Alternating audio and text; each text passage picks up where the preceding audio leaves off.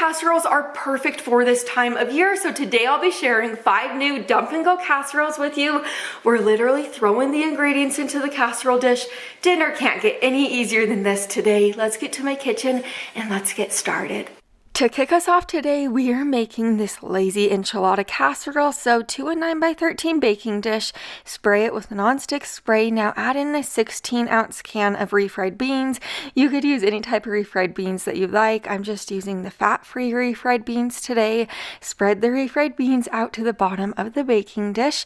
Now add in about 20 taquitos. You could use any type of taquitos.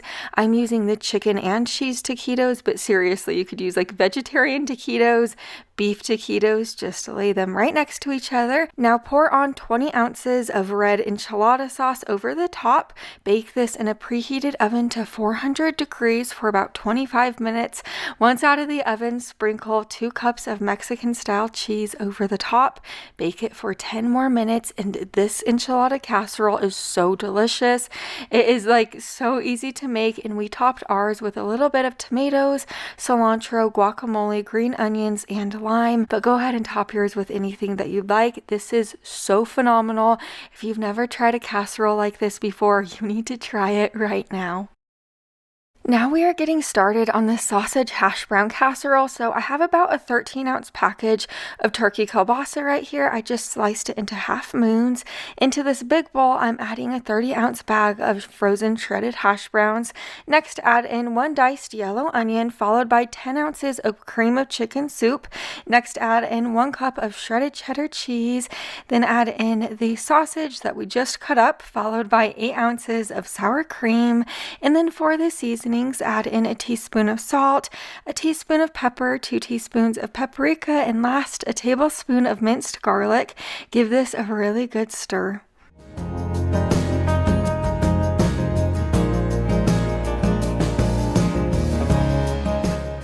Now that it's well combined, add it into a greased 9x13 baking dish and spread it out.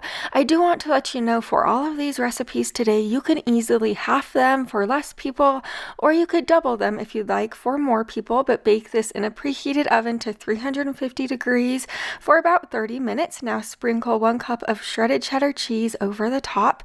Bake it for about 15 more minutes and you could serve this delicious dinner up. This dinner is so good. It's like comfort food to the max for us. You could actually make this as like a breakfast if you'd like, just because it has like the sausage and the hash browns. It would be a delicious breakfast, but we had it for dinner and it was so yummy. Now we are making this garlic parmesan casserole, and this one is so easy. You don't need to cook up your pasta beforehand. Right into your 9x13 baking dish, you're going to add in 1 pound of uncooked penne pasta. It's going to cook up so nicely in the oven. Then add in 14 ounces of Alfredo sauce. Add a cup of milk into that jar just to shake it and help get out any remaining Alfredo sauce in the jar. Then add in 2 cups of chicken broth, followed by 2 cups of cooked chopped chicken. Give this a good stir and bake this in a preheated oven covered tightly with foil for 400 degrees for about 45 minutes. Remove the foil. Now stir in 6 ounces of softened cream cheese. Make sure your cream cheese is softened just so it's easier to stir in. Next, add in 12 ounces of frozen broccoli. Give it a stir. Now over the top, sprinkle a cup of mozzarella cheese and a cup of Parmesan cheese. Bake this for about 15 more minutes and then you can enjoy it.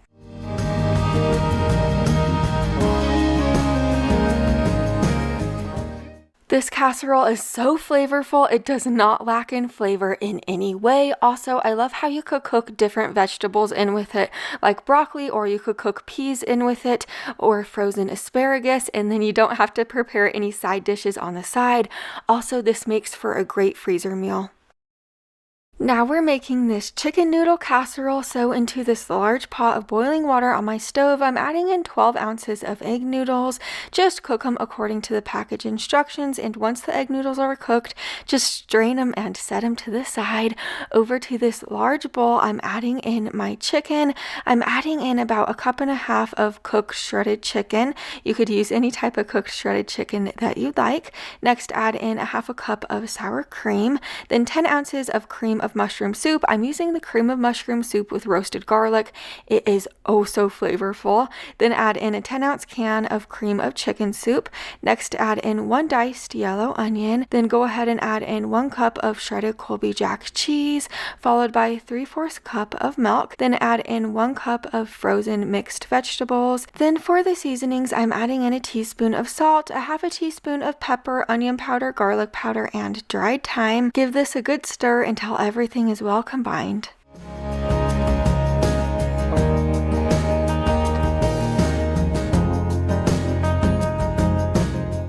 Now stir in the cooked egg noodles that we just made up. Give it a really super duper good stir, and then you are going to add this into a 9x13 baking dish.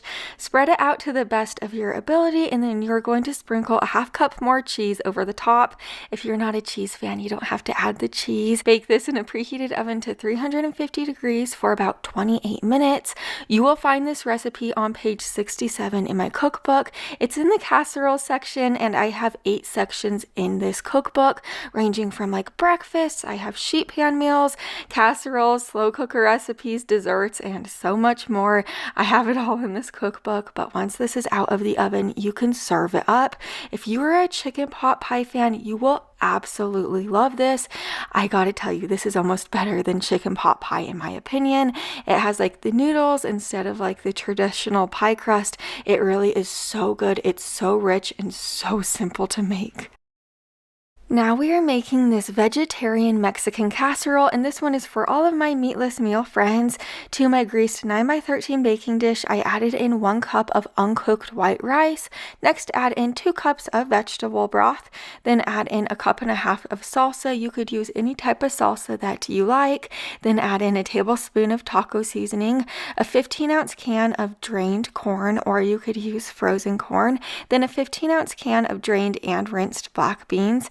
Then add in a 1/2 cup of shredded cheddar cheese. If you're not a cheese fan, you could of course always skip the cheese.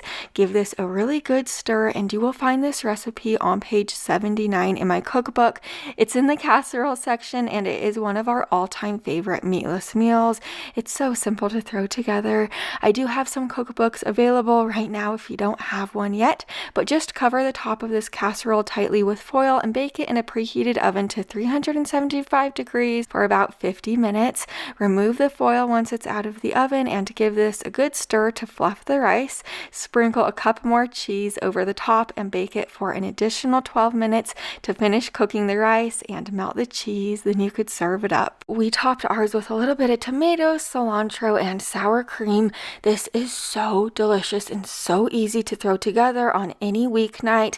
This also makes for a great freezer meal, or you could easily meal prep this for the week if you'd like to meal prep it for like lunches or dinners. Also today I am sharing 2 dump desserts that we absolutely love. The first is this mixed berry cobbler. Into my 9x13 baking dish, I'm adding in a 40-ounce bag of frozen mixed berries, then sprinkle about 1/4 cup of oats over the top.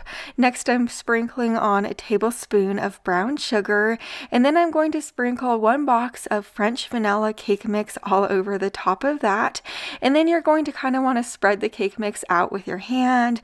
Make sure you don't stir it. You don't want to stir this, otherwise it just won't set up properly. Now I'm sprinkling 1/4 cup more oats over the top along with a tablespoon of brown sugar. The very last thing you're going to do is place 1 cup of thin sliced butter all over the top, and make sure your butter is super thin. That way this will just set up the best in the oven and it will cook just so wonderfully. Bake this in a preheated oven to 350 degrees for about 45 to 50 minutes. We love topping ours with vanilla ice cream, but top yours with anything that you enjoy, like Cool Whip. This berry cobbler is like perfectly crispy on the top, but the berries are like soft and delicious. This tastes like you spent all day trying to make it, but you just dump the ingredients into the baking dish. So easy.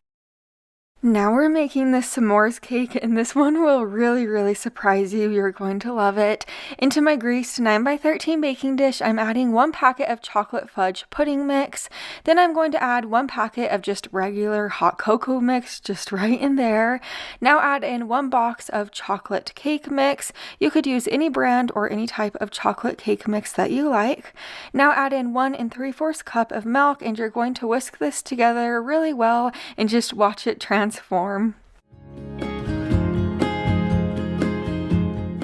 Now sprinkle a 1/2 cup of chocolate chips over the top and bake this in a preheated oven to 350 degrees for about 35 minutes. Also, I know everybody's going through different things, but from the bottom of my heart, I wish I could tell you this every day, but thank you for being here.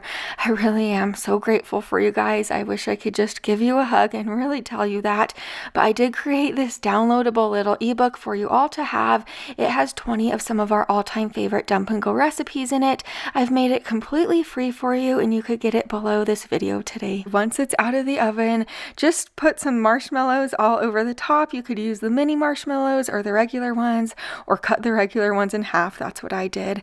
And then put this under the broiler in your oven for 1 to 2 minutes, or until the marshmallows are like golden brown. Then drizzle chocolate all over the top, and this is seriously so good. The chocolate cake is absolutely delicious, and then the top really does taste like a marshmallow. It's just so much fun to make, and it really is easy to throw together.